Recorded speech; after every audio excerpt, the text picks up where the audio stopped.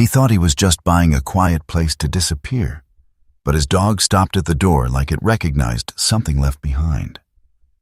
Inside that abandoned lodge, a veteran Navy SEAL didn't find peace. He found a system someone had tried to bury forever. Hidden rooms, sealed records, and a network so powerful it had been controlling an entire county in silence. But the most dangerous part wasn't what was hidden. It was the fact that it was still alive. Someone had been watching. Someone knew he was there, and they gave him a choice: leave or face what comes next. He almost walked away, until his dog refused to move, like it knew this was where everything changed. Before we go further, tell me where you're watching from. And don't forget to like and subscribe to Veteran Dog Stories.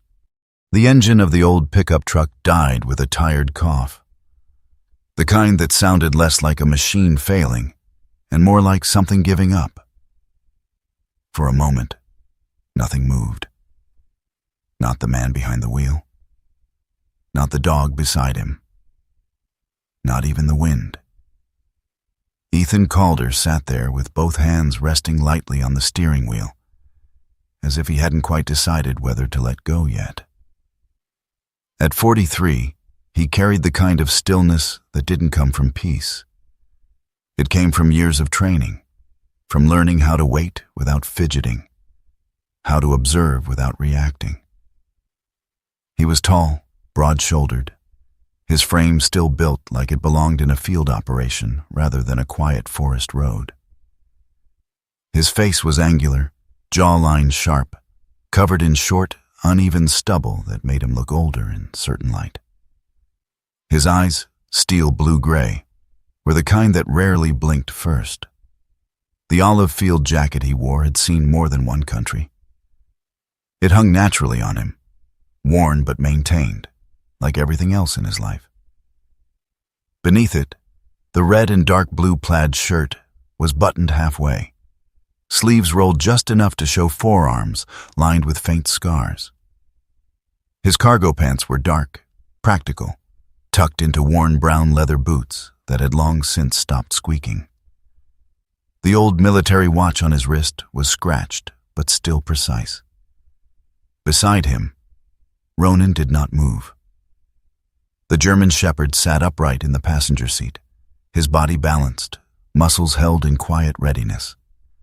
He was about 5 or 6 years old, black and tan with a dense coat that caught the pale northern light in muted layers. His ears were forward, eyes fixed on something ahead. Not alert in panic, but focused in a way that meant something had already been processed and categorized. Ronan wasn't a pet. He was a K9, trained, disciplined, conditioned to read environments the way Ethan read people. And right now, he was reading something Ethan couldn't see yet. Ethan followed his gaze. North Hollow Lodge stood at the end of the gravel path, framed by tall pines and skeletal white birch trees. The house was larger than the photos had suggested.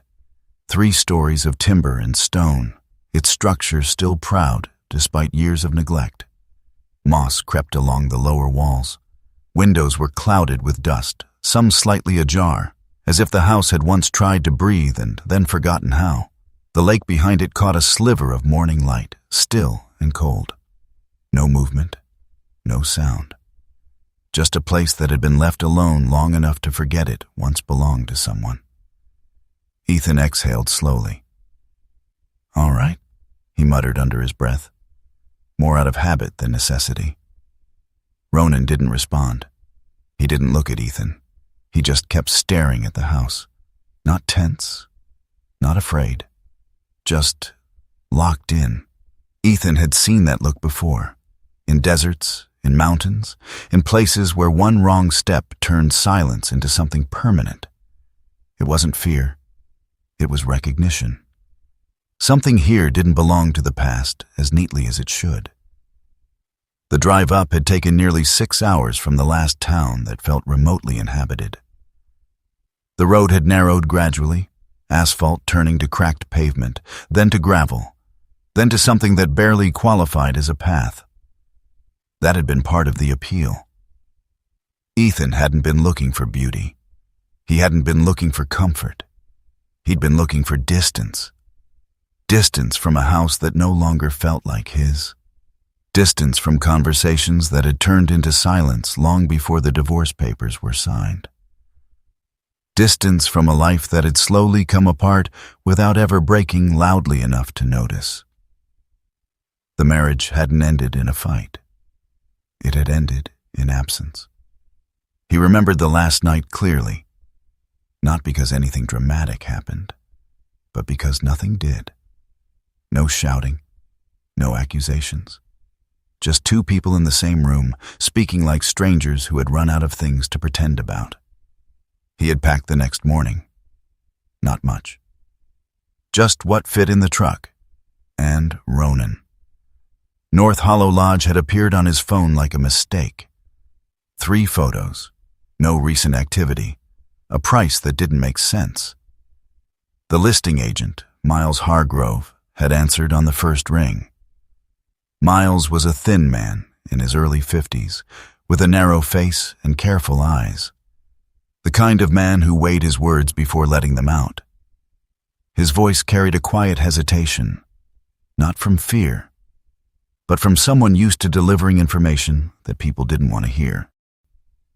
"You should know," Miles had said, "this property has a history." Ethan had leaned back in the motel chair, phone pressed to his ear, staring at the ceiling that buzzed faintly with faulty wiring. "So do I," he'd replied. There had been a pause on the other end. Not surprise, just acknowledgement. Miles had explained. Gideon Voss, forestry logistics, land contracts, quiet influence across the county. A man whose name opened doors and closed conversations. 16 years ago, he had disappeared. No body, no charges, no explanation that ever held. The house got tied up in legal mess for years, Miles had continued. When it finally cleared, nobody wanted it. "Why?" Ethan asked. Another pause. "People here," Miles said carefully, "they don't avoid things without a reason. But they also don't always say what that reason is." Ethan didn't ask more. He didn't need to. He had made the offer the next morning. The driver's door creaked open as Ethan stepped out of the truck. Gravel shifted under his boots with a dry crunch that echoed louder than it should have. Ronan followed, landing lightly beside him. They took a few steps forward. Then Ronan stopped. Not abruptly, not startled. He simply planted his front paws, lowered his head slightly, and held his position. Ethan turned. "What is it?" Ronan didn't look at him. His nose lifted into the air, testing something faint, almost gone. Then, slowly, he took one step to the side, not toward the house, but slightly off the path. Ethan frowned. There was nothing there, just ground, leaves, and a thin layer of damp soil. But Ronan stood over it, unmoving. Ethan stepped closer. At first he saw nothing. Then the angle shifted. And there it was. A mark. Not fresh enough to be obvious, but not old enough to be forgotten. A tire impression, partially washed out, partially filled with debris, but real. Someone had been here. Not years ago. Not even months ago. Recently. Ethan straightened slowly. Behind him, the house stood silent. In front of him, the forest didn't react. And beside him, Ronan finally looked up. Their eyes met. No panic, no confusion, just a quiet, unspoken understanding. This place wasn't as empty as it was supposed to be. Ethan didn't turn back. He adjusted the strap of the Eberly stock half-track backpack on his shoulder and started toward the house again. This time, Ronan stayed right beside him. closer than before, not because he was afraid, but because something had shifted from observation to awareness. The porch steps groaned under Ethan's weight as he climbed them. The wood held, but barely. He tested each step out of habit, distributing weight carefully, the way he had been trained to move through structures that might not forgive mistakes. The front door stood in front of him, solid oak, aged but intact. He placed his hand on the handle. Cold. Not just from the air. Cold in a way that suggested it hadn't been touched in a while. Or that it had, and then forgotten. Ethan pushed. The door opened without resistance. Dust stirred in the narrow beam of light that cut into the entrance hall. Inside, the house waited. Not welcoming, not hostile, just present. Ronan stepped in first. His paws made almost no sound against the wooden floor. He moved a few feet ahead, then stopped, scanning slowly, left, right, forward. Ethan followed. The air inside was stale, layered with time, but not rotten. It carried that sealed quality of a place closed off from the world, but not decaying. He took a few steps in, letting his eyes adjust. Wide plank floors, a staircase at the far end, doors on both sides, all closed. Nothing out of place, nothing obviously wrong. And yet, Ethan didn't relax, because Ronan hadn't. The dog stood in the center of the entrance hall now, body still, head slightly tilted, not confused, but recalculating. Ethan recognized the posture. Ronan had picked something up. Not a threat, not yet, but a pattern. Ethan slowly closed the door behind them. The sound echoed deeper than it should have. For the first time since he arrived, he allowed himself a single, quiet thought. This wasn't just a place to stay. It was something else. And whatever it was, it had just noticed they were here. Ethan Calder did not explore the house the way most people would. He did not wander. He did not open doors out of curiosity. He worked. Every movement had a purpose. Every step followed a pattern he had used in places far less forgiving than an abandoned lodge in the northern woods. He moved clockwise through the ground floor, hand brushing lightly along walls, fingertips catching differences most people wouldn't notice. Moisture, uneven texture, subtle warping. The house spoke in small ways, and Ethan listened. The foundation, visible through a narrow opening near the rear utility room, was intact. Stone blocks seated evenly, no visible displacement. That alone ruled out years of severe structural neglect. The floors creaked, but not in warning. Just age. The staircase held his weight easily. He tested each step with controlled pressure, adjusting his center of gravity instinctively. 3 steps near the middle gave slightly more than the others. He marked them mentally. Nothing here suggested abandonment beyond time. This house hadn't been destroyed. It had been left. There was a difference. Ronan stayed close, not glued to Ethan's side, but always within reach, circling, pausing, checking angles, his nose low to the ground, occasionally lifting to catch something faint in the air. At the rear of the house, where the kitchen connected to a narrow hallway, Ronan slowed, then stopped. The hallway itself was unremarkable, narrow, functional, wooden paneling on one side, chipped paint on the other, a door at the far end leading to what used to be a storage room. But Ronan didn't care about the door. He stood beside the wall, still. His body wasn't tense, no raised hackles, no warning growl, just focus. Ethan approached slowly, watching him.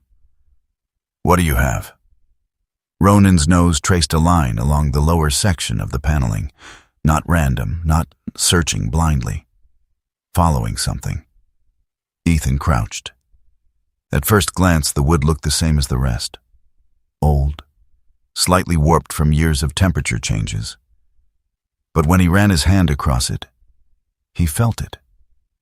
A seam, faint, narrow, too precise to be accidental. He pressed gently.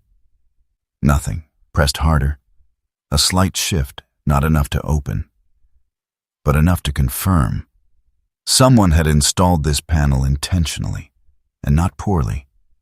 Ethan leaned back slightly, studying the wall from a different angle. The difference became clearer the longer he looked. The alignment wasn't perfect. Not anymore. Time had expanded and contracted the wood unevenly, revealing what had once been hidden. Ronan stepped back, giving him space. Not excited, not anxious, just done. He had brought Ethan to the right place. Now it was Ethan's job. The rest of the afternoon passed in quiet, deliberate work. Ethan didn't force the panel open immediately. He didn't rush. That was one of the first things the teams had drilled into him years ago. Rushing got people hurt. Instead, he mapped the rest of the house, room by room, floor by floor. The second level was better preserved than expected. High ceilings. Dust layered thick across everything, but the structure underneath was strong. Window frames still held their shape. The floorboards didn't sag. Someone had built this place to last. And for a reason. Ethan stood in the largest room upstairs, turning slowly, reading the space like a blueprint left behind by another mind. This wasn't just a lodge. It had been designed to impress, to control how people felt when they walked in. He'd seen that before too, not in houses, in command centers. Night came early in the northern woods. By the time Ethan set up his cot near the window, the last light had already faded into a dull gray that clung to the trees before disappearing completely. He ate without appetite. Cold food from the cooler. Routine. Ronan lay near the door, facing outward. Not sleeping. Never fully sleeping in a new place. Ethan lay back, one arm resting across his chest, eyes half closed. The house settled around him, wood expanding, metal contracting, the low, familiar language of old structures adjusting to temperature. He recognized all of it, filed it away. None of it mattered. Until something did. The sound came just past midnight. Not loud, not sharp, but wrong. A knock, then another, evenly spaced. Ethan's eyes opened instantly. No confusion, no delay. His body shifted from rest to alert without a single wasted movement. Ronan was already up, standing, head tilted slightly, listening. The sound came again, from below. Not random, not wind, not pipes. 2, measured. Ethan didn't move, not yet. He counted the intervals. 1, 2, 3. Another knock, same spacing, same direction, same tone. He'd heard patterns like that before, signals, unintentional or otherwise, but always meaningful. Ronan took one slow step forward, then stopped, waiting. Ethan sat up, feet touching the floor without a sound. He reached for the flashlight, but didn't turn it on. Darkness, for now, was an advantage. They waited together, man and dog, neither breathing louder than necessary. The knocking continued for several minutes, then stopped, just like that. No fade, no change, just gone. Ethan didn't go back to sleep, not immediately. Instead, he stood by the window, watching the darkness between the trees. It took a while before his eyes adjusted enough to separate shadow from shape. That was when he saw it. Not movement, not clearly, but something that didn't belong. A difference in the tree line. Subtle. Almost nothing. But enough. Ethan leaned slightly closer to the glass. The shape didn't move, didn't shift, just remained. Then Ronan made a sound. Not a bark, not a growl. A low, controlled exhale through his nose. Ethan looked down. Ronan wasn't looking at the window. He was looking at the floor, exactly where the sound had come from earlier. And for the first time that night, Ethan felt something shift. Not fear, not panic, but certainty. Whatever made that sound wasn't outside. Morning came cold and quiet.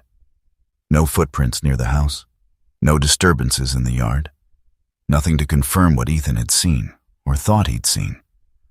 He didn't chase it, didn't speculate. That was another rule. Don't build conclusions without evidence. Instead, he returned to the hallway. The panel. This time he worked it loose. Carefully, slow pressure along the edge. The wood resisted at first, then gave slightly, nails loosening incrementally. It came off in 2 pieces.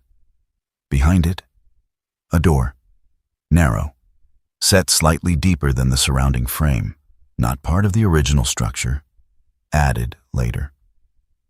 Ronan stepped forward again, slower this time. His posture changed subtly, lower, more deliberate. Ethan noticed immediately. This wasn't curiosity anymore. This was recognition. The same controlled tension Ronan had shown before entering buildings overseas, where threats didn't announce themselves. Ethan placed his hand on the door, paused, listened. Nothing. He opened it. The smell came first. Not rot, not decay. Something sealed. Old air that hadn't moved in a long time. Then the stairs. Concrete. 12 steps. Leading down into darkness. Ethan stood at the top, flashlight still off, letting his eyes adjust. Then he flicked it on. The beam cut through the darkness and stopped. At the steps. They were clean, not polished, not maintained, but clean in a way that didn't match the rest of the house. No dust, no debris, edges still defined, used. Not recently enough to leave clear marks, but recently enough to prevent time from settling. Ethan didn't speak. Didn't need to. Ronan had already moved ahead. 1 step down, then stopped. Looked back. Not asking, not afraid, just confirming. Ethan followed, 1 step at a time. The air grew colder as they descended, denser. At the bottom, a room, concrete walls, low ceiling, functional, designed for purpose, not comfort. And along the walls, shelving, metal, bolted into place, every shelf filled. Boxes, ledgers, tapes, organized, precise, intentional. Ethan stepped forward slowly, scanning the space.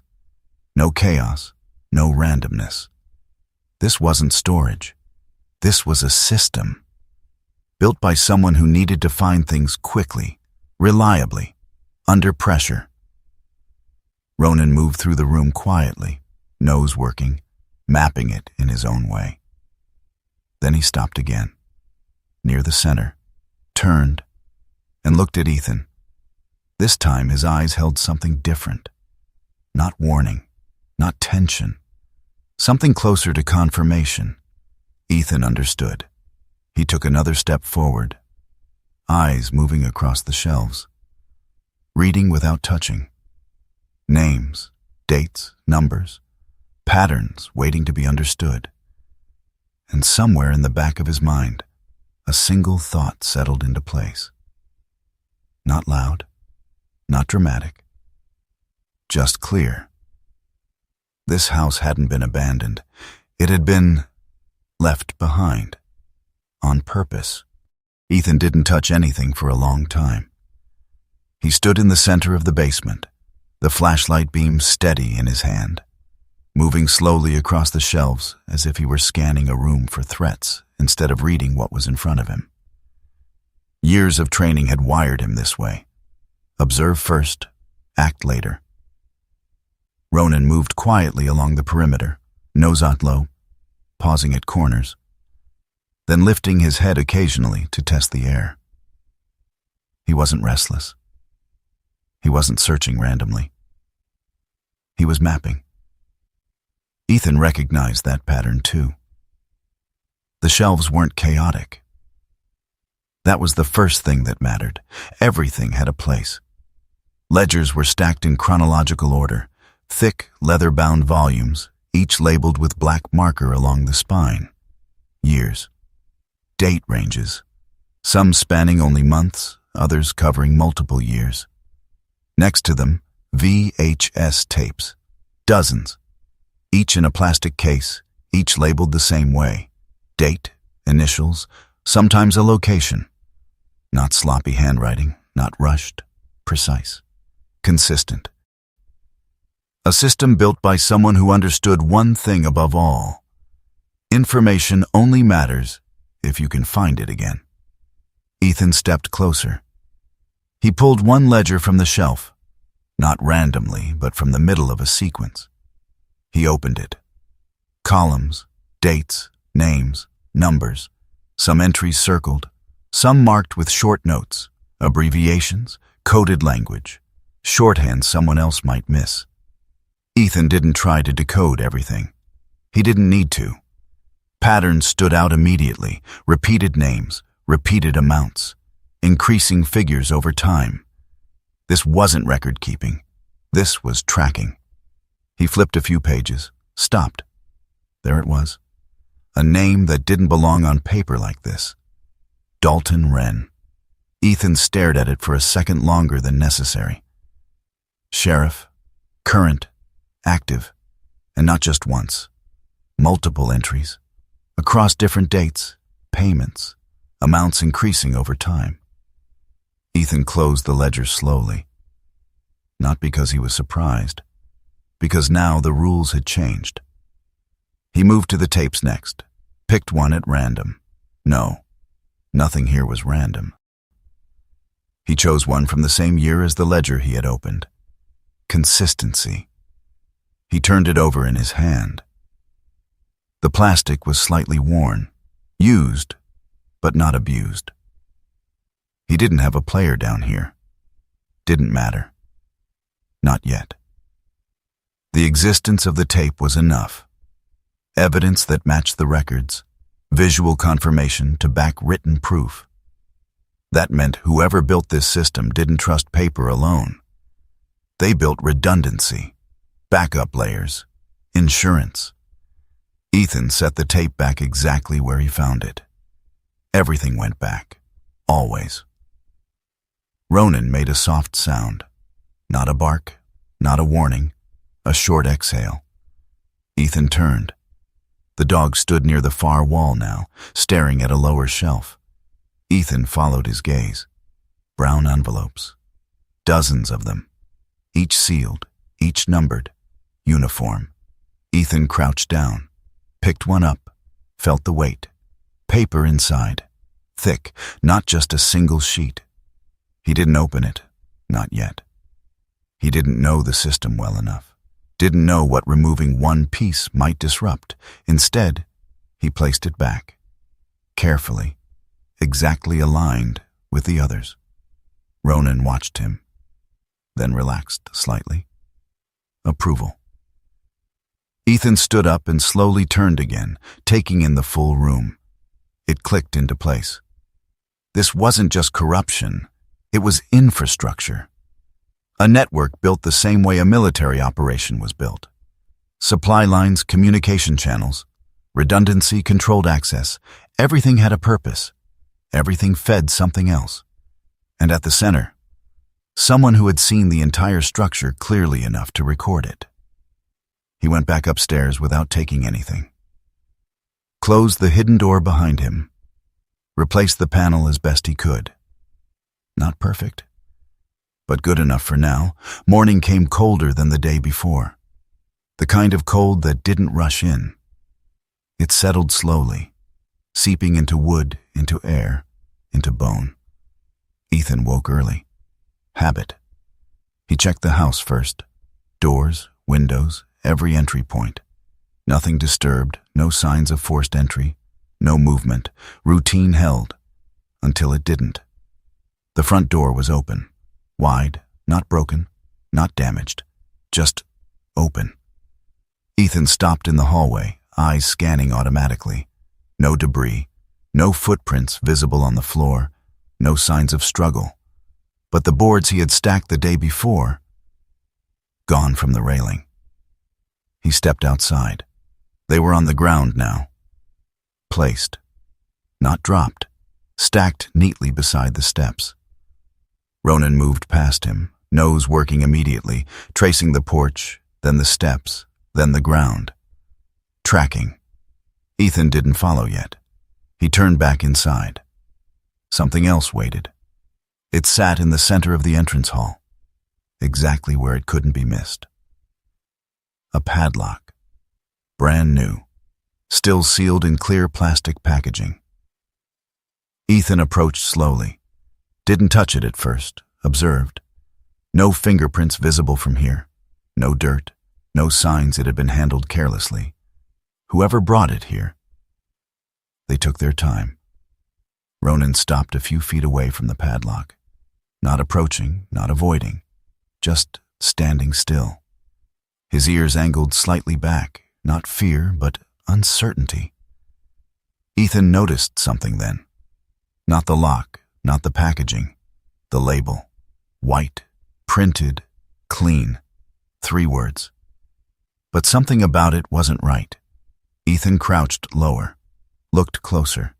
The edges of the label were perfectly cut. Too perfect. Machine cut. The tape holding it down, clear, smooth. No bubbles. Applied carefully, deliberately. This wasn't a warning left in a rush. This was prepared. Ethan finally picked it up, turned it over. Nothing on the back, no store tag, no barcode. Just the message. Lock it. Leave. Ronan stepped closer now, sniffed once, then looked up at Ethan. And for the first time since they arrived, he didn't look at the house. He looked past it, toward the trees.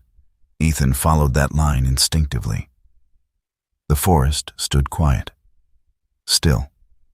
Nothing moved. But something had been here, recently. Not just passing through, watching. He went back inside, closed the door, locked it. Then added his own lock. Different position, different mechanism. Simple, but effective.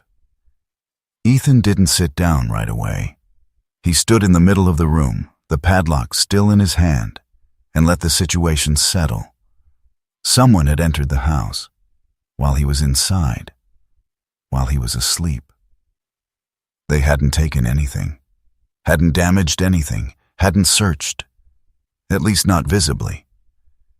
They had moved the boards, placed the lock, left a message. That meant one thing.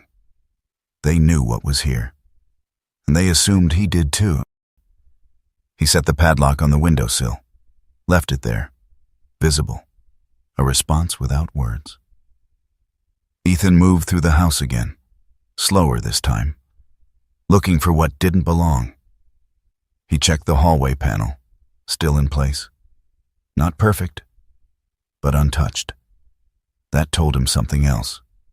Whoever came in, they didn't open it, or they didn't need to. Neither option made him more comfortable. By late morning, Ethan made a decision. He needed noise, movement, witnesses, not to protect him, but to change the pattern. He drove out to the nearest town. The town was small, not the kind of place that grew. The kind that stayed. Buildings low, paint fading. People who recognized vehicles that didn't belong. Ethan parked near a hardware store. Inside, the air smelled like wood dust and oil. Behind the counter stood a man in his early 40s, shorter than Ethan, solid build, hands thick from years of manual work. His face was sun-worn, expression neutral, but not unfriendly. Need something? The man asked. Crew, Ethan replied. Basic repair. Structure's good. Exterior needs work. The man nodded once. Didn't ask about the house. Didn't ask why. That'd be Garrett Pike, he said. He's local. Ethan shook his head slightly. Need someone not local. The man paused. Just for a second. Then nodded again. Try North Road. 40 miles. Different county. No questions. No curiosity. That told Ethan everything he needed to know. When Ethan stepped back outside, Ronan was already alert, standing beside the truck, facing the road, watching. Ethan followed his gaze. A patrol vehicle passed slowly. Didn't stop. Didn't turn. But it slowed just enough. Ethan didn't move. Didn't react. He just watched it disappear down the road, then opened the truck door. Let's get back, he said quietly. Ronan jumped in. No hesitation. As the engine started again, Ethan glanced once more at the tree line beyond the town. Still, silent, normal. But he knew better now. This wasn't isolation. It was territory. And someone else had already claimed it. By the third day, the house no longer felt empty. Not because it had changed, but because Ethan Calder had. He moved through North Hollow Lodge with the quiet precision of someone who had already accepted the rules of a place, even if those rules hadn't been spoken aloud yet. The house had structure. The basement had purpose. And somewhere beyond both, there was a system still breathing just beneath the surface. What Ethan needed now was noise, not chaos. Controlled noise. He made the call that morning. The crew arrived just after 7 a.m. A truck first, older model, engine loud enough to announce itself long before it reached the driveway. Behind it, a second vehicle carrying tools, lumber, and two men who stepped out with the kind of practiced efficiency that came from doing the same work in different places for years. Garrett Pike stepped out of the driver's side. He was exactly what Ethan expected, and exactly what Ethan needed. Mid-40s, about 5 feet 9 inches, solid frame built from years of lifting, not from a gym, but from real work. His face was weathered, skin tanned unevenly from long days outdoors. Short brown hair kept simple, no beard, just a rough shadow across his jaw that suggested he shaved when it mattered and didn't when it didn't. His eyes were the important part. Calm, observant, not curious. Garrett Pike was the kind of man who saw everything and chose not to ask about it. Ethan Calder? He asked, stepping forward. Ethan nodded once. Garrett extended a hand. Firm grip, no hesitation. Garrett Pike. No extra words, no small talk. Good. Ethan gestured toward the house. Structure's solid, exterior needs work. Some interior reinforcement. Garrett turned his head slightly, scanning the building in one slow sweep. Not admiring it, assessing it. Been empty a while, he said. Yeah. Garrett nodded once. All right. We'll start with the east side. Water damage there spreads fast if you leave it. He didn't ask why Ethan bought it. Didn't ask about the price. Didn't ask about the history. That told Ethan everything. This man had worked enough jobs to know when silence was part of the contract. The day settled into rhythm, hammering, sawing. The low hum of generators. Voices carried across the yard, short, practical exchanges between men who understood their roles. Ronan stayed close at first, watching, tracking every movement. But as the hours passed, he adjusted. Not relaxed, but recalibrated. The crew wasn't a threat. Not now. Ethan used the noise the way he had planned. He walked the property, checked the tree line, looked for angles, entry points, signs of movement. Nothing obvious. But that didn't mean nothing was there. It was just past noon when the sound cut through everything else. An engine. Different. Not the heavy, uneven growl of Garrett's truck. Smoother, controlled. Ethan turned before the vehicle came into view. Ronan was already facing the driveway. Still. Focused. The patrol truck rolled in slowly. No urgency, no lights. Just presence. It stopped about 20 feet from the porch. The engine idled for a moment. Then the door opened. Sheriff Dalton Wren stepped out. He was taller than Ethan expected.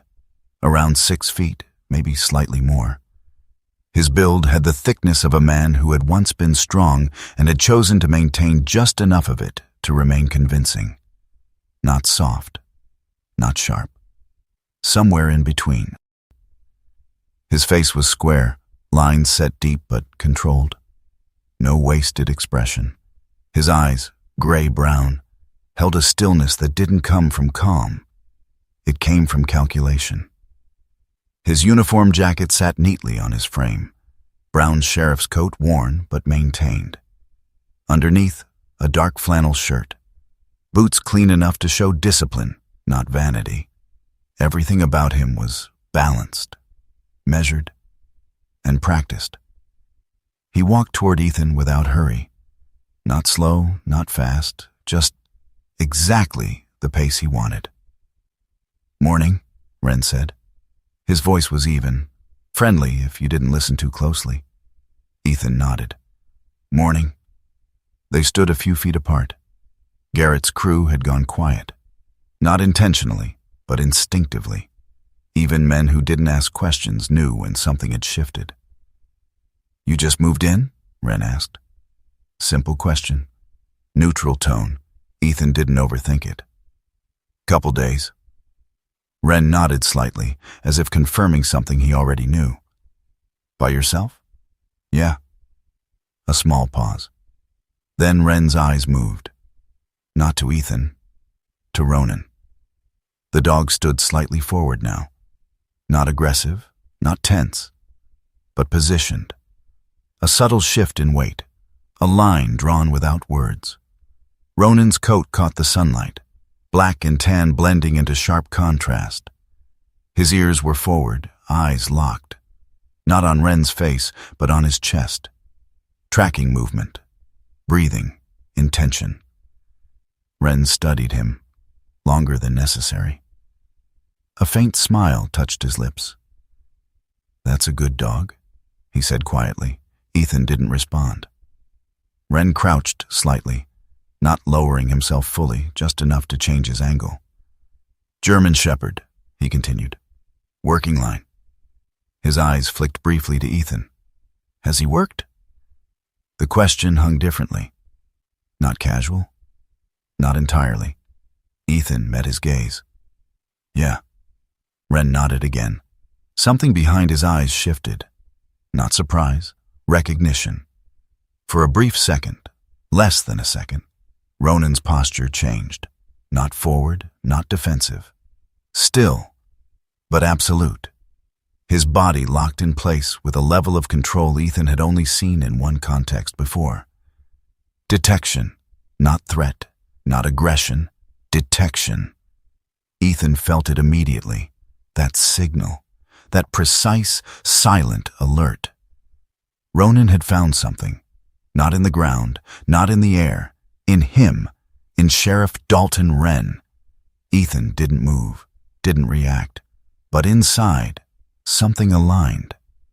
A pattern clicking into place without needing confirmation. Wren stood back up slowly. Brushed his hands together once, though they weren't dirty. "Well," he said lightly, "good to see someone taking care of this place." His eyes moved across the house. Windows, doors, roofline, small details. Too many small details. He wasn't just looking. He was checking. Ethan watched him do it and understood. This wasn't a visit. It was an inspection. "You planning to stay long?" Wren asked. Ethan shrugged slightly. "Depends." Wren smiled again, polite, controlled. "Hope you settle in all right." He turned, walking back toward his truck. No urgency, no tension, just a man finishing a conversation.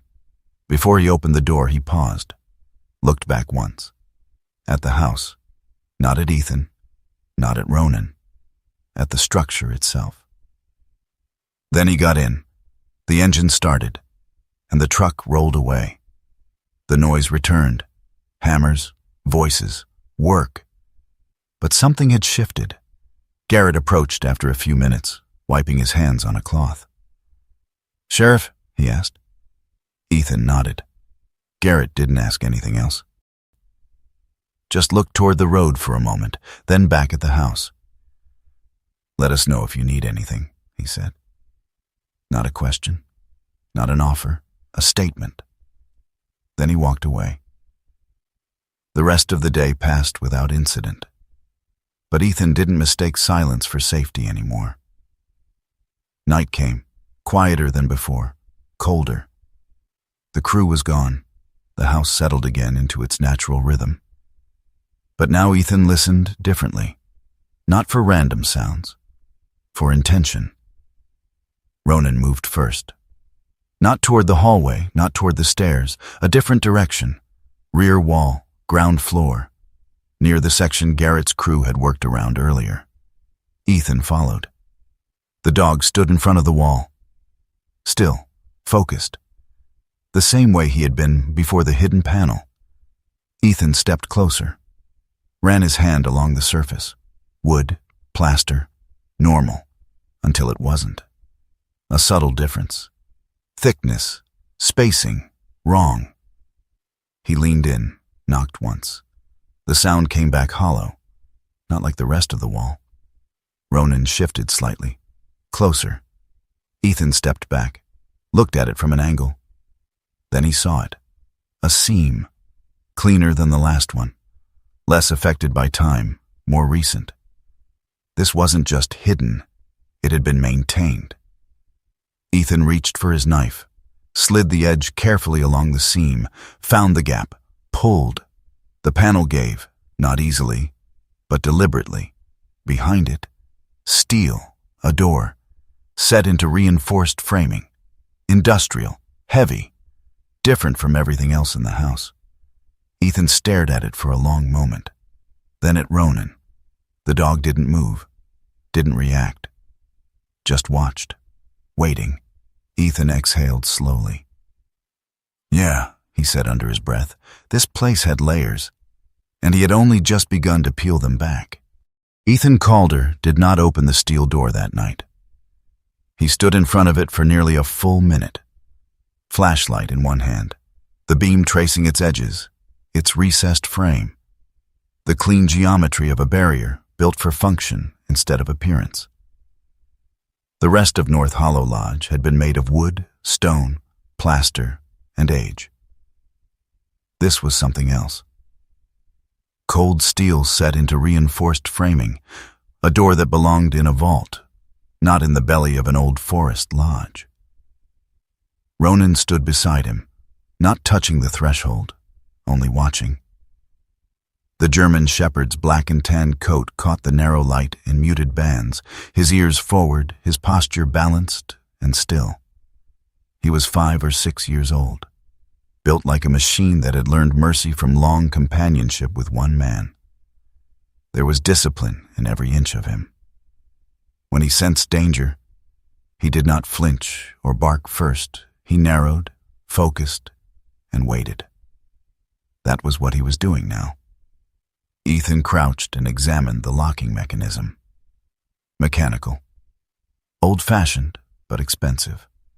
A 6-number dial recessed into the steel, worn slightly around the rim from actual use.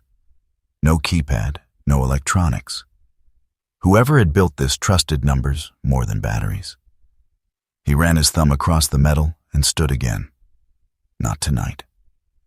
He backed away, replaced the panel as neatly as he could, and went upstairs. He did not sleep much. He lay on the cot with one hand resting near the flashlight, listening to the house breathe around him while Ronan remained by the door, head lowered but not fully asleep. At dawn, Ethan made coffee on the camp stove and carried it to the kitchen counter. He stood there in his olive field jacket, shoulders squared against the cold, the old military watch on his wrist catching a pale stripe of winter light. He had always looked like a man made for forward movement. Tall, angular, weathered, with deep-set blue-gray eyes and a face that had been shaped by command, fatigue, and long restraint. But now, there was something else in him too. A heaviness he had not yet named. He had not come here to uncover a buried machine of corruption. He had come here because distance had seemed simpler than grief. And the house had answered him with a steel door. By mid-morning he was back in the basement, seated on an overturned crate with 3 ledgers open on the floor around him. Ronan lay nearby, chin on his paws, watching Ethan's hands turn pages. The sequence came together slowly, numbers repeated across different books, dates aligned with initials on several VHS tapes. One column of coded entries appeared again and again beside the names of contractors, transport firms, and county offices. Ethan did not understand every abbreviation, but he knew structure when he saw it. Payments had timing, meetings had follow-up. Every figure belonged to something larger than itself. Then he found it. Not in the newest ledger, but in an older one. A page from 16 years ago with a 6-digit sequence written in the margin, separated by dashes from a set of transaction notes. It did not belong there. It wasn't an amount, and it wasn't a date. It sat by itself, too deliberate to be accidental. Ethan copied it into his notebook. Then he found the same sequence again, half buried in a later record beside a reference to cold storage and a line item marked simply, holdback. That was enough. He returned to the hidden wall, removed the panel, and stood before the steel door again. Ronan rose without being told and moved to Ethan's left side. Ethan turned the dial once to clear it, then began entering the numbers. The mechanism resisted at first, heavy with age, then loosened as if remembering the motion. The final turn stopped with a dull metallic click that sounded much smaller than it should have. For a moment, Ethan did not move. Then he pulled. The seal broke with a dry suction sound, followed by a breath of stale air from the other side. Inside, the vault was smaller than he expected. Concrete floor, bare walls. One narrow shelf bolted along the back. No stacks of cash, no crates of weapons, no dramatic reveal fit for a movie. Just 2 things, a USB drive and a handwritten letter folded once, placed beside it with careful precision. Ethan stepped in, boots thudding softly on concrete, and picked up the letter first. The paper was thick, expensive, the kind chosen by someone who thought presentation mattered, even in private. The handwriting was controlled and slanted, not elegant exactly, but disciplined. The hand of a man who had learned early that neatness created power. He unfolded it. Gideon Voss introduced himself without apology. He wrote plainly. No self-pity. No attempt to wash blood from his hands. He admitted he had built the system Ethan had found, had built it deliberately, intelligently, and over years. Timber contracts, fire response budgets, conservation grants redirected through shell nonprofits, transportation kickbacks, political protection bought and maintained like fuel reserves. He had recorded everything because leverage was more reliable than trust. And then came the part that made Ethan read the paragraph twice. Gideon Voss wrote that he had not disappeared because he wanted freedom. He had disappeared because 2 men inside his own structure had decided the records were more dangerous than the man who kept them. They had planned to remove him and continue the machine without him. He had learned about it 10 days before they intended to act. So he ran. Not blindly, not empty-handed. He sealed the lodge, hid the archive, and took enough with him to continue gathering proof from a distance. The USB, he wrote, contained the continuation of the ledger, bank transfers, scanned statements, routing paths, updated connections, evidence collected long after the town had decided he was gone. Ethan plugged the drive into the old laptop upstairs. The file list opened. Hundreds of entries, spreadsheets, scanned documents, transaction logs, copies of contracts, names he had already seen in the basement, now paired with dates as recent as 2023. The system had not ended when Gideon Voss vanished. It had adapted. That truth settled into Ethan with a quiet, brutal clarity. He had not discovered an old crime scene. He had stepped into a current operation, one that still reached through the county like roots under frozen ground. Ronan rose from where he had been lying and crossed the kitchen without a sound. He did not go to the door. He did not go to the stairs. He went to Ethan. Then very gently he pressed his nose once against Ethan's wrist. It was a small gesture, almost nothing. But Ethan went still. Ronan had done that before, years ago, in a place where dust and concrete and fear had all smelled the same. A collapsed structure overseas. Ethan pinned beneath broken material, trying to stay conscious while the team searched through smoke and debris. Ronan had found his hand in the dark and pressed his nose there once, as if to say, "Stay with me." He had not done it since. Now, in the weak daylight of a forgotten lodge, the dog did it again. Not because of a command, not because of training, because Ethan was thinking about leaving. And Ronan knew it. The thought had come quietly, the way dangerous thoughts often did. He could pack in under 20 minutes. Take the truck, take the dog, drive south and never say a word.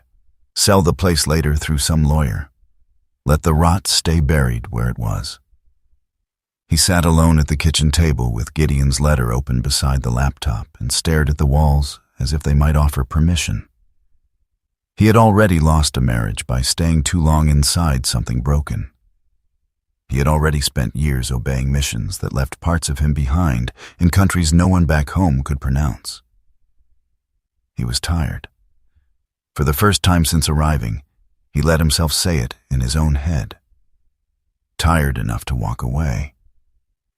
But Ronan did not return to his bed. He moved to the basement hallway and lay down there, head up, body stretched across the narrow entrance like a living line drawn in the house. He did not whine. He did not paw at Ethan. He simply held the position. He would not abandon the place. And somehow that mattered. Night came hard and early. Ethan kept the lights off downstairs and only one lamp burning upstairs. He moved through the house carefully, checking locks, checking windows, checking angles. Not because he believed he could stop everything, because routine was the one thing that kept fear from spreading into uselessness.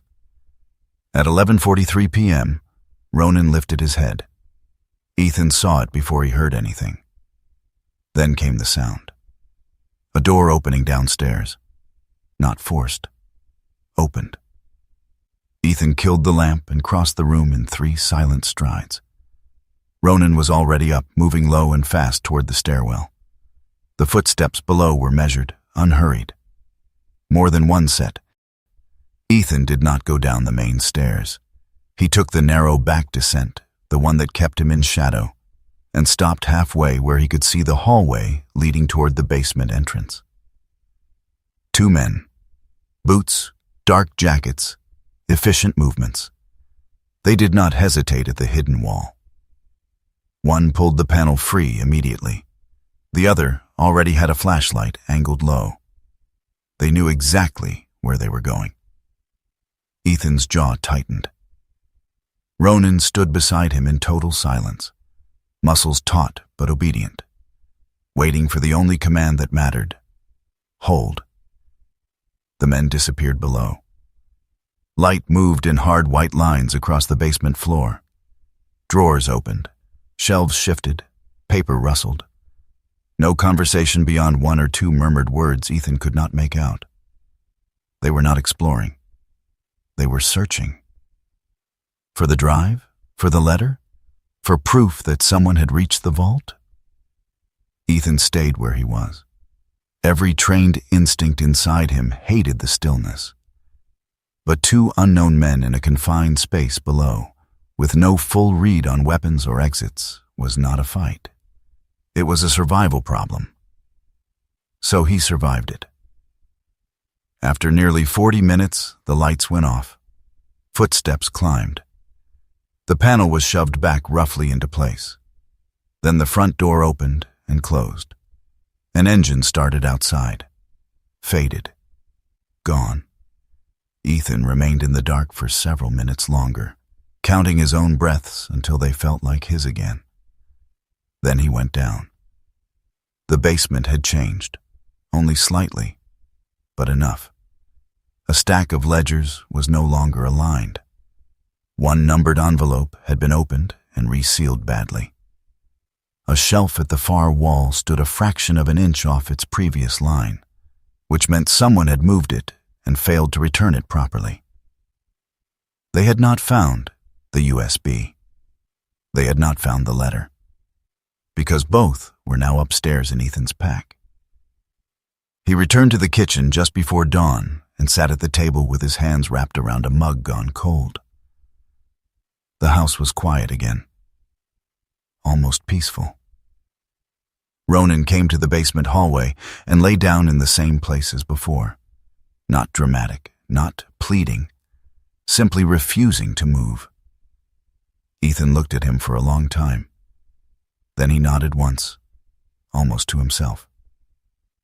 "All right," he said softly. Not to the dog, to the decision. He wasn't leaving. Ethan Calder did not call the police. He didn't even consider it. By the time the sun rose over North Hollow Lodge the morning after the break-in, that option had already been erased, quietly, permanently, by the name written too many times in the ledgers below. Instead, he opened his laptop. The device was old, slow to wake, the screen flickering faintly before settling into a dull glow. It wasn't meant for this kind of work, but it would be enough. For now. Ronan lay near the basement hallway again, not blocking it this time, but close enough to react if something shifted. His head rested low, eyes half-lidded, but he wasn't asleep. He never fully slept anymore, not in this place. Ethan began with the USB. File by file. No shortcuts, no assumptions. He opened spreadsheets first, transaction logs stretching across years, then documents, scanned bank records, routing numbers, shell accounts feeding into legitimate institutions. Then the names. He started mapping them in his notebook, writing connections the same way he had once mapped patrol routes and supply lines. Slow, methodical, real. This wasn't theory anymore. This was architecture. By mid-afternoon, Ethan had one truth locked in place. This system didn't rely on secrecy alone. It relied on familiarity. People who knew each other, trusted each other, protected each other. Which meant one thing: to break it. He needed someone from outside it. He found the name buried in one of Gideon's older digital files. Not highlighted, not emphasized, just present. Noah Mercer. The file attached to the name was thin compared to the others. No payments, no transactions, just a short note. Investigative journalist. Attempted inquiry, 2016. Interference applied. No publication. Ethan leaned back slightly in the chair. That was enough. He didn't send everything. That would have been a mistake. Instead, he selected carefully. 5 files, a transaction sheet, a scanned ledger page, 2 short video clips extracted from VHS conversions, and 1 image, a clean shot of a page with a name circled, Dalton Wren. He attached them to a message, typed slowly, precise, no emotion. This isn't a theory. This is structure. If you're still interested in Harwick County, call this number. Use a secure line. He didn't include his name, didn't include his location, just the facts. Then he sent it. The reply came faster than expected. 3 hours. No greeting. No questions. Just a number. And 4 words. Use a secure connection. Ethan didn't call from the house. He drove 20 miles out, deeper into the edges of the next county, where signal towers thinned and roads curved enough to break easy tracking patterns. He stopped at a small roadside diner, the kind that didn't ask for names. Inside, the place smelled like burnt coffee and frying oil. A few people sat scattered across the booths, none of them paying attention to him. Good. He sat at the far end. Ronan lay under the table, quiet, eyes open. Ethan dialed. Noah Mercer picked up on the second ring. His voice carried something Ethan recognized immediately. Not fear, not arrogance. Experience. Go ahead, Noah said. No introduction, no wasted words. Ethan respected that. I have documentation tied to Harwick County, Ethan said. Long-term corruption, structured, ongoing. Silence on the other end, not hesitation, processing. How current? Noah asked. 9 months, possibly more. Another pause, shorter this time. How complete? Ethan glanced down at his notes. Enough to map the system. Not just events, structure. That mattered. Ethan knew it. Noah knew it too. When Noah spoke again, his voice had changed. Slightly tighter, more focused. Where are you? Ethan didn't answer that. Instead, he said, I'll send more. Not everything. You verify first. A breath on the other end. Then, fair. Over the next few days, Ethan worked. Not like a man uncovering a mystery. Like a man preparing a mission. He digitized everything. The VHS tapes first. Garrett's crew had helped him rig a power line stable enough to run basic equipment. Ethan worked late into the night, feeding tapes into the player, capturing footage frame by frame. Meetings, rooms. Men speaking in low tones, unaware or unconcerned that they were being recorded. Then, the ledgers. Page after page. Photographed, indexed, stored. Every detail preserved. Every connection mapped. Lena Brooks entered the story quietly. She came on the second afternoon, just after Garrett's crew packed up for the day. She didn't arrive in a patrol car, didn't arrive with authority. Just a faded green SUV that pulled up slowly, stopping a respectful distance from the house. She stepped out alone. Lena was in her mid-30s, maybe 34 or 35. Slim build, practical posture, the kind of person who moved efficiently without drawing attention. Her hair was chestnut brown, tied loosely at the back, strands falling free in the cold wind. Her face wasn't hardened, but it wasn't soft either. It held the look of someone who had learned to watch before speaking. Her moss-green parka blended almost too well with the forest behind her. She approached slowly, not nervous, careful. You Ethan? She asked. Ethan nodded once. She glanced at Ronan. Didn't step closer. Smart. I work land records, she said. County side. That explained how she knew. Ethan didn't ask. Need verification, he said simply. She studied him for a second, then nodded. Lena didn't stay long that first day, but she came back the next, and the next. Each time bringing pieces of public data, contract logs, fire reports, grant allocations. They worked side by side at the kitchen table. No wasted conversation, just confirmation. Cross-referencing, connecting dots. The system became clearer, painfully clear. Forest fires reported higher than actual burn areas. Federal relief funds allocated based on inflated numbers. Contracts awarded to the same companies, money cycling back through transport firms and conservation funds. On paper, everything was legal, structured, documented. But underneath, it was controlled. Late on the fourth night, Lena paused mid-sentence. Her hand hovered over the table, eyes fixed on a line of data. "Wait," she said quietly. Ethan looked up. "What?" She tapped the page. "These fire reports, they're not just inflated." She flipped to another document, then another. Her movements sped up, controlled but urgent. "They're timed." Ethan leaned forward. "Explain." Lena looked at him, something new in her eyes now, not caution, realization. "These fires," she said slowly, "they don't just create funding, they create gaps." Gaps? In coverage, in oversight, in movement. She met his gaze. "You can move anything you want through a county that's focused on putting out fires." Ethan felt it then, the shift. This wasn't just money, this was access, transport, cover. A system built not just to profit, but to move things unseen. Ronan lifted his head suddenly, not toward the door, toward the woods, listening. The next morning, Noah called again. His voice was different now.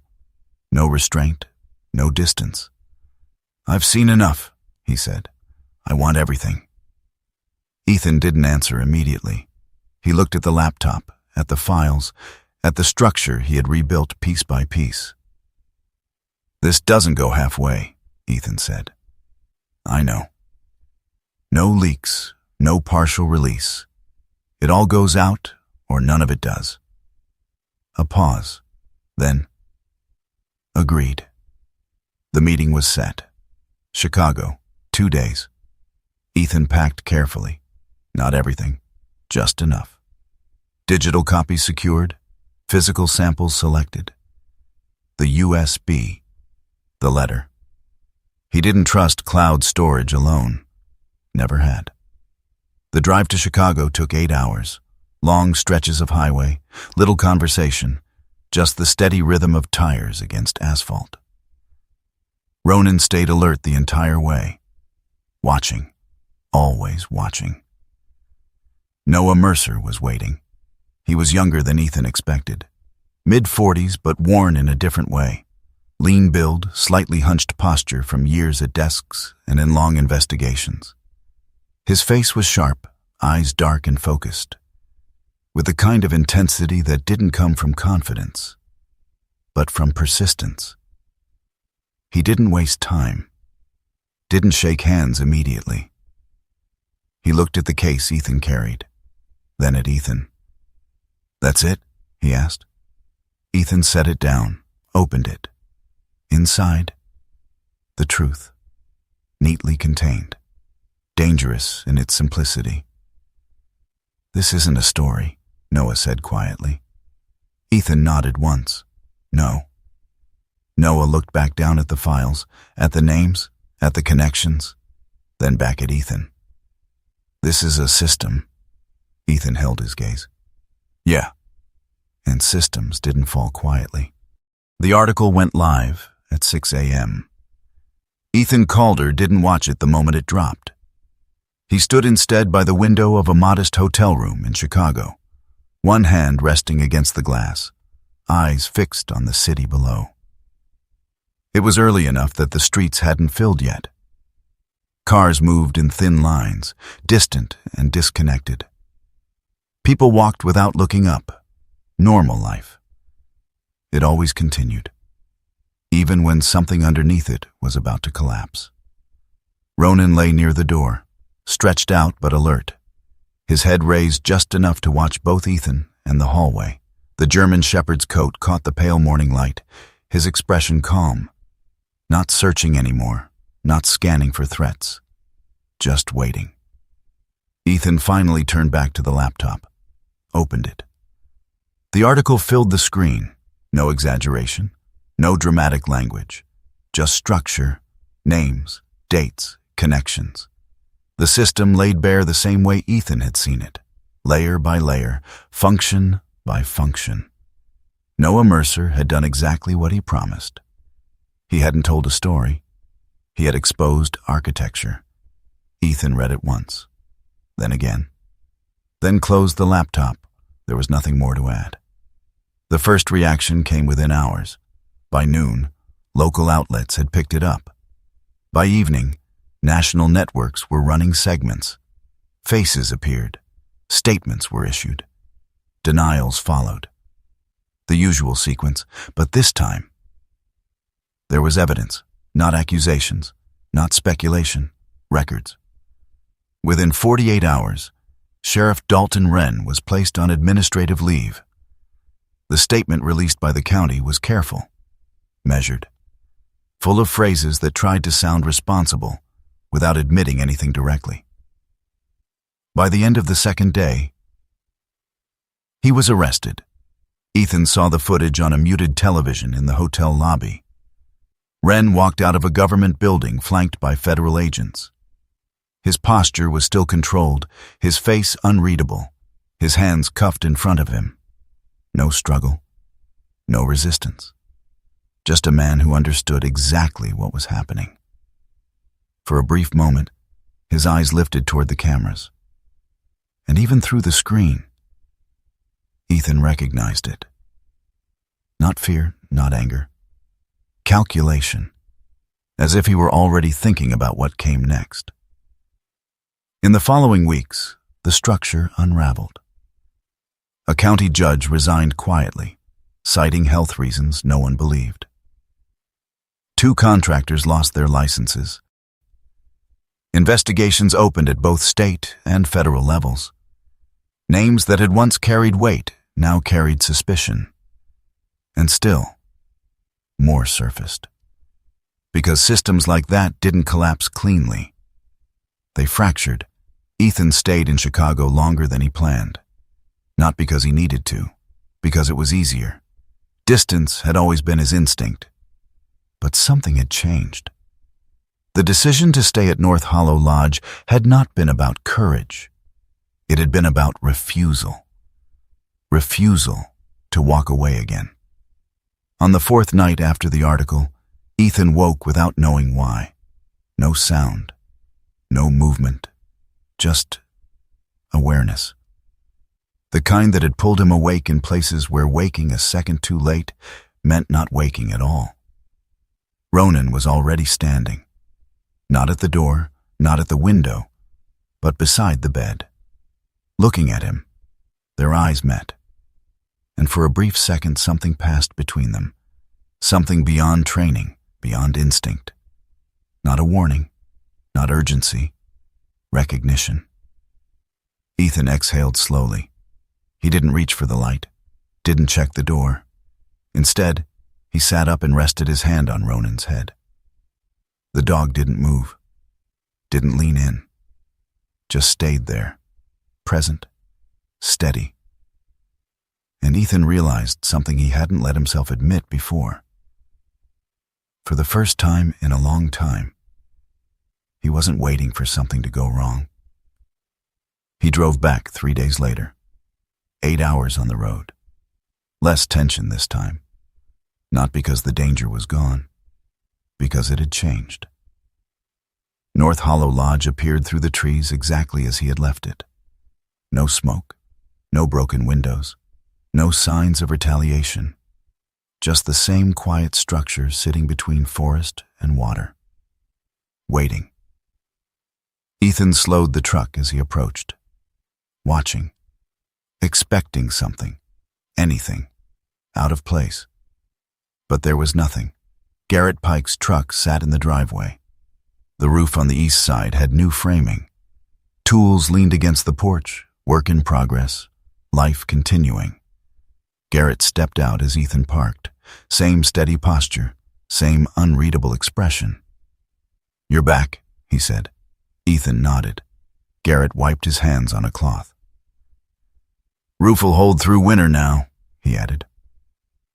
No mention of the news, no mention of the arrests, no mention of anything beyond the job. Ethan studied him for a second, then nodded again. "Good." Garrett looked at him once more, not probing, not curious, just aware. Then he turned and went back to work. Inside, the house felt different. Not safer, not cleaner, but settled. Like something that had been waiting had finally been acknowledged. Ethan walked through each room, checked every angle. The basement remained empty. The shelves cleared. The system removed. Only the structure remained. Concrete, steel, space. That evening, the mail arrived. One envelope, no return address, handwritten name. Ethan recognized the writing immediately.